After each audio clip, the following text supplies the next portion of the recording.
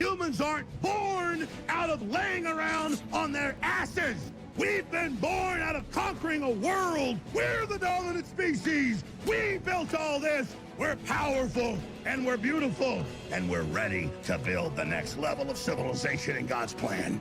But you must stop bowing to those who want to make you a victim. You must become the victor. If you love God and you want to build a pro-human future, then you are an enemy of the New World Order and Satanism. They want us shut down because we have the Spirit. I'm jacked into the source. I know the secret, and I want to see you empowered. But you have to believe in yourself first. This is the truth, and everyone knows it.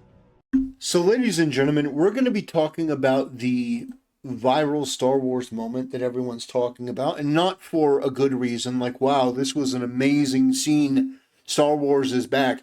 No, people are just shocked and appalled that, yet again, this cabal of woke activistic retards are using something as serious as sexual assault to try to make a political point against Donald Trump. You think that I'm being hyperbolic? No. The creator literally came out and made a statement that is just beyond retarded. Beyond retarded. Andor creator explains that shocking assault scene were all the product of grape. So just take a moment to marinate on that. That's the level that we're starting with here. That's the level of retardation. We're having to decrease our IQ by about 100 points to even engage with this sort of idea. But it gets even worse than that. You wouldn't think that it would, but it does. So Tony Gilroy, on why that sexual assault attempted against an undocumented fugitive. Yeah, you read that correctly. They are literally trying to make ICE the bad guy in Star Wars. They're trying to make the illegal criminal aliens the good guys.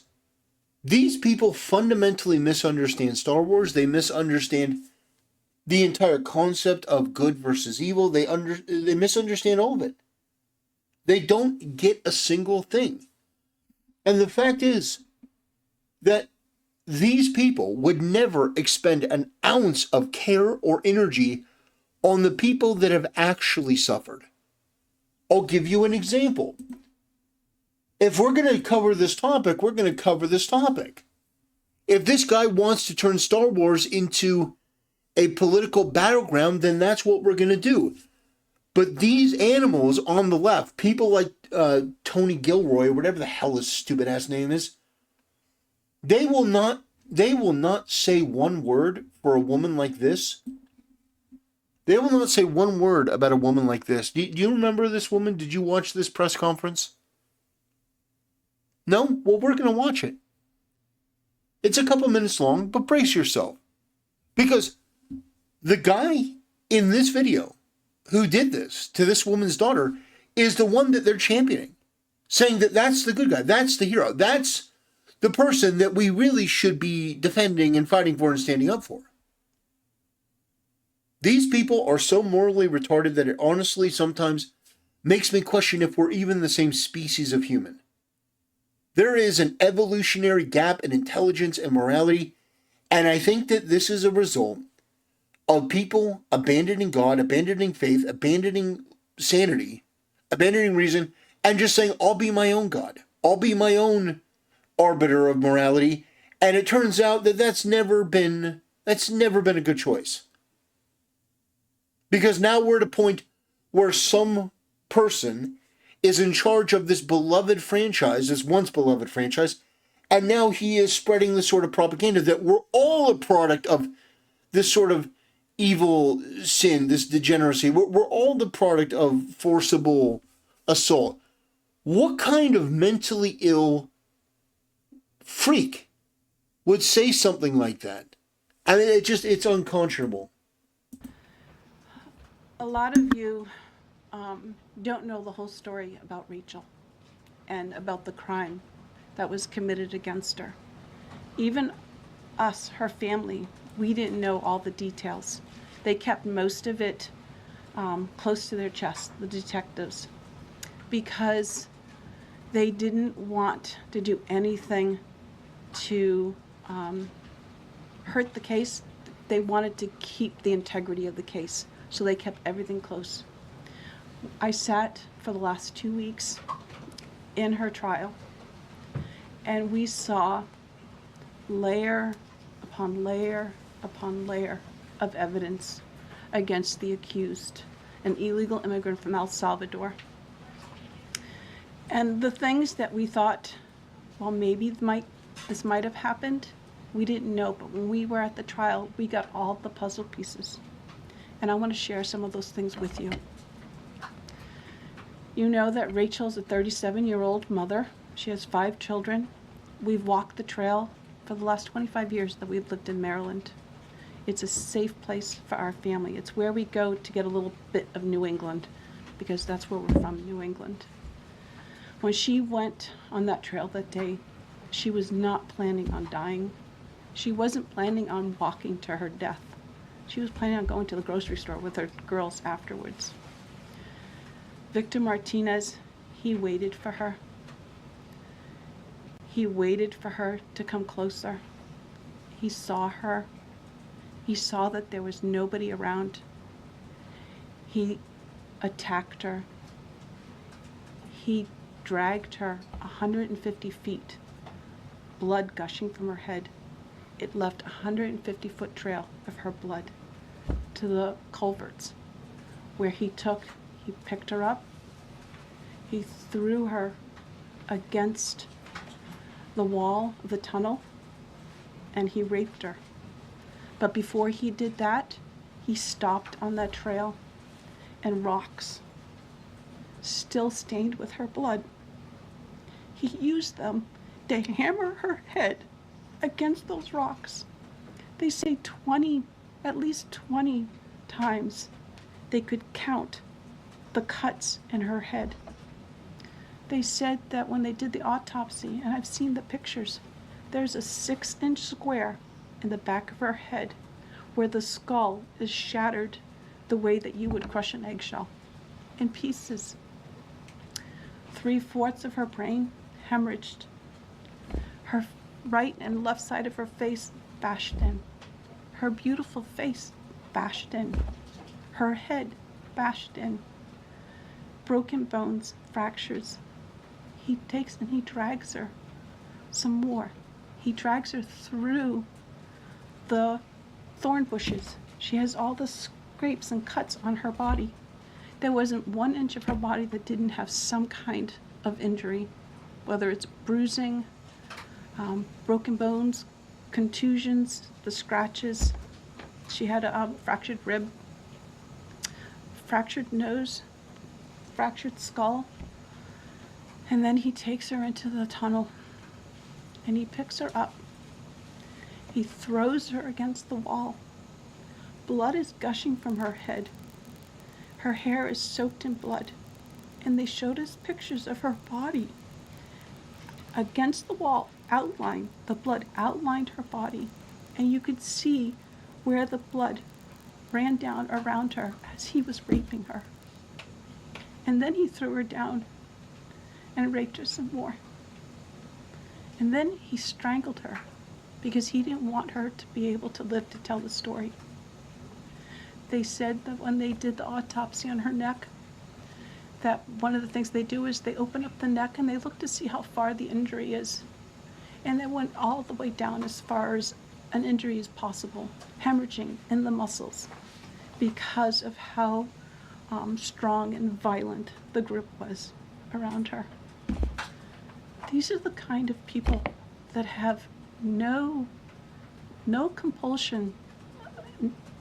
Like, to them, this is nothing. And when he was sitting in the courtroom, he actually looked like he thought he was going to be set free. There was no remorse on his face at all. This person took my daughter so violently and so gruesomely and so graphically that they sealed the pictures, because I don't want my granddaughters to see these pictures. These are the kind of criminals President Trump wants to remove from our country. These are the kind of criminals that we need to remove from our country. We are American citizens. Why should we allow people like this, violent criminals that have no conscience at all, to murder our mothers, our sisters, our daughters? What? I don't understand why there's even any kind of problem with this. And it's not that it's political, like the left or the right, although I understand different parties have used it in the past. But we have to look at it as we are American citizens.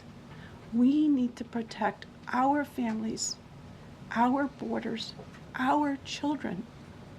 I don't care about politics. Well, I do, but I want to preserve life. And that's the only reason why I have taken and spoken about Rachel all this time. If you're a mother here in the room, can you imagine standing there alive? You're alive, and someone comes and puts their hands into your chest and rips out your heart? That's what it feels like. It feels like a part of you is being ripped out of you. You can't even describe the pain. Just like you can't describe to your husband what it feels like to carry a baby in your womb, or to feel those first kicks, or to know just intuitively if it's a boy or a girl. It's only a thing that a mother knows. Why are we not protecting the American citizens? It's just common sense. Why are we not protecting our children? And to have a senator from Maryland who didn't even acknowledge or barely acknowledged my daughter and the brutal death that she endured, leaving her 5 children without a mother and now a grandbaby without a grandmother, so that he can use my taxpayer money to fly to El Salvador to bring back someone that's not even an American citizen. Why does that person have more right than I do, or my daughter, or my grandchildren? I don't understand this. Thank you. So yeah, that's tough to watch. It's tough to get through. But I wanted to play this because I think it's important. I think it's important people understand. These are the individuals that we're dealing with. And this is the sick cabal of freaks that want to defend people like that. I want to send the message that no, the undocumented, as they call it, the illegal, is actually the good guy. The illegal is the good guy. The ICE agent's the bad guy. These people are animals. These people are freaks. And I will never stop calling it out.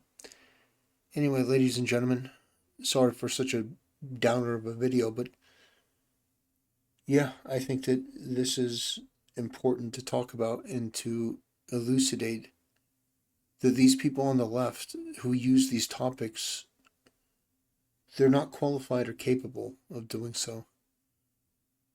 And Star Wars is not a stranger to dark topics. Like I said, Knights of the Old Republic, Star Wars the Old Republic as well, has some pretty dark things in it. Really dark things. Really dark things. But it's handled within the Star Wars universe. It's handled with a level of care and, respect. And it's in universe. And it's not so obvious. And so I think that those people who write quality material like that I think that's fine. But what I don't accept, what I don't agree with, are the people like Tony Gilroy who use this sort of stuff as a political weapon because they don't like Trump. They don't like the fact that we're getting criminal illegal aliens out of our country that are hurting innocent people. They don't. They don't like that. They would rather them be here committing crimes as long as they don't have to deal with the consequences of their so-called good intentions. They're fine with people experiencing any level of misfortune, discomfort, all that. So, on that note, ladies and gentlemen, I will bid you a good day, and I'll see you next time.